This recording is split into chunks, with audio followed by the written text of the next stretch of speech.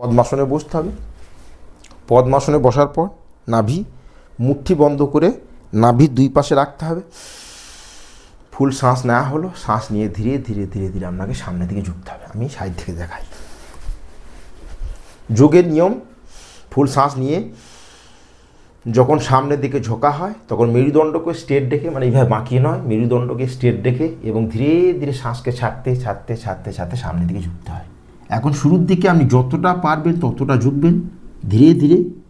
আমি regular practice করি, তার ফলে আমার মাথা গ্রাউন্ডে স্পর্শ হবে, কিন্তু আপনার যদি অসুবিধা হয় আপনি যতটা পারবেন ততটা এসে হোল্ড করবেন।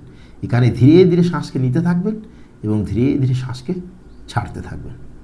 রেগুলার 15 to 30 সেকেন্ড হোল্ড করতে হবে এবং এই আসনকে 3 থেকে 5 বার অভ্যাস করতে হবে। হলো, আমি একবার করে দেখাচ্ছি। ফিরসে ধীরে ধীরে শ্বাস নিয়ে